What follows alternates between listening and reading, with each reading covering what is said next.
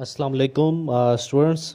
آج ہم 7ویں کلاس کا جو اردو کا چوتھا چیپٹر ہے اس کی ایکسرسائز کریں گے انشاءاللہ.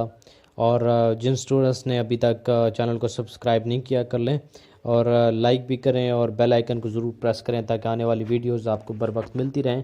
اور آج جو ہم نے اردو کا سبق چوتھا پڑھنا ہے اس کا جو عنوان ہے وہ ہے نظم و ضبط.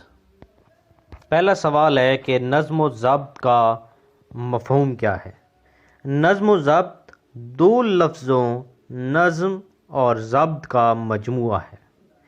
یہ دونوں عربی زبان کے لفظ ہیں.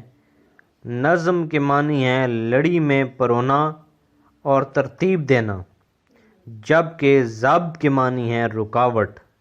اس کا مطلب یہ ہوا کہ اپنے کاموں میں کسی قانون اور قاعدے کی پابندی کرنے کا نام نظم و ضبط ہے. اگلا سوال ہے کہ نظم و ضبط کی پابندی کرنے سے فائدہ کیا ہوگا؟ نظم و ضبط کی پابندی کرنے کے بہت سارے فوائد ہیں. مثلا آپ کا کام جلدی ہو جاتا ہے، آپ کا کام بہتر طریقے سے ہوتا ہے، ان کے ہر کام میں سلیقہ اور طریقہ اور خوبصورتی نظر آتی ہے. اگلا سوال ہے کہ نظم و ضبط کا خیال نہ رکھنے سے نقصان کیا ہوگا؟ تو نظم و ضبط نہ رکھنے سے والے لوگ جو نظم و ضبط سے عاری ہوتے ہیں ان کی زندگی میں کسی قاعدے یا قانون کی پابندی نظر نہیں آتی. ایسے لوگوں کی زندگی بے سلیقہ اور بے ترتیب گزرتی ہے. اگلا سوال ہے کہ قطار بنانے کا کیا فائدہ ہوتا ہے؟ تو قطار بنانے کے فائدے آپ خود بھی لکھ سکتے ہیں اس سبق سے ہٹ کے بھی. قطار بنانے سے ہمارا کام جلدی ہو جاتا ہے، ہمیں دھکے نہیں لگتے اور کسی بدنظمی کا جو ہے وہ خدشہ نہیں رہتا، بلکہ ایک مہذب طریقے سے ہر کام ہو جائے گا. اگلا سوال ہے کہ قانون کی عملداری سے کیا مراد ہے؟ قانون کی عملداری سے مراد قانون پر عمل کرانا ہے. ایک طالب علم بہتر منصوبہ بندی سے اپنے شب و روز کو کس طرح سنوار سکتا ہے؟ ایک طالب علم بہتر منصوبہ بندی کر کے اپنے شب و روز کو اس طرح سے سنوار سکتا ہے کہ وہ اپنا ایک ٹائم ٹیبل سیٹ کریں.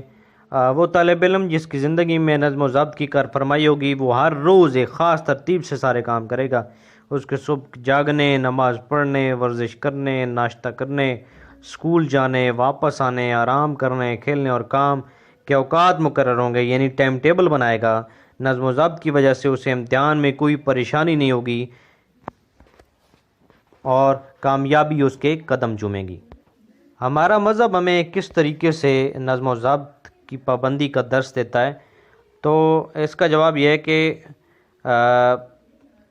نبی اکرم صلی اللہ علیہ وسلم نظم و ضبط کو بہت اہمیت دیتے تھے. آپ صلی اللہ علیہ وسلم جب نماز کے لیے کھڑے ہوتے تو سب سے پہلے صفیں سیدھی کرواتے. آپ صلی اللہ علیہ وسلم فرماتے کہ صفیں سیدھی کرو، صفیں ٹیڑھی مت بناؤ ورنہ اللہ تعالیٰ تمہارے دلوں کو ٹیڑھا کر دے گا.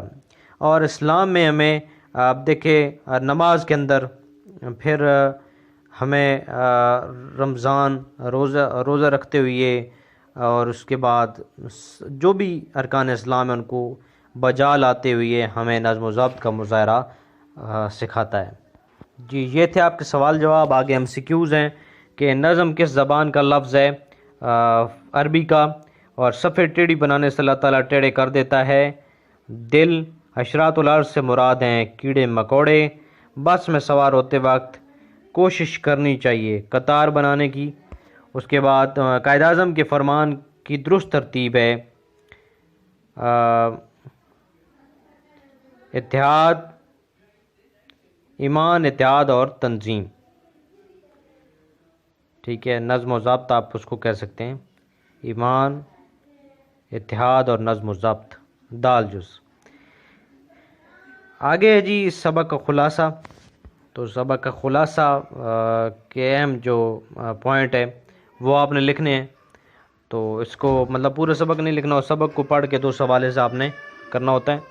اس کے بعد واحد جمع، اور جمع کے واحد ہیں تو مفادات، مفاد، خواہشات، خواہش، قاعدہ، قواعد، قواعد آپ لکھ سکتے ہیں، یہ قاعدے لکھ سکتے ہیں۔ اس کے بعد سبق، اسباق، سجود، سجدہ، مناظر، منظر۔ آگے جی آپ کے الفاظ متضاد ہیں۔ الفاظ متضاد یعنی الٹ، کامیاب کا ناکام ہوگا، اعلیٰ، ادنا، زندگی، موت، مشرق، مغرب، طلوع، غروب، بدقسمتی، خوش قسمتی۔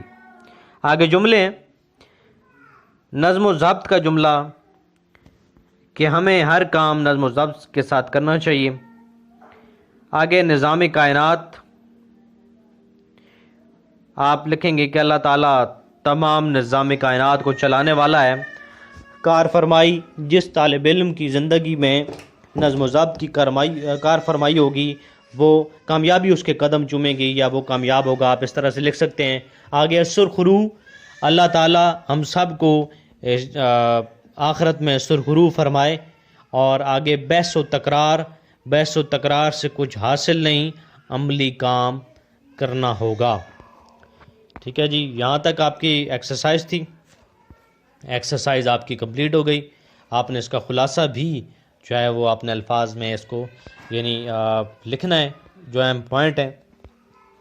اور خلاصہ جو ہوتا ہے وہ پورے سبق پر محیط ہوتا ہے، لیکن پورا سبق نہیں لکھنا ہوتا بلکہ اہم اہم پوائنٹ لکھنے ہوتے ہیں جو ضروری ہے، جس کی وجہ سے یہ سبق مکمل نہ ہو سکے، اس کو ضرور اس میں ایڈ کرنا ہے۔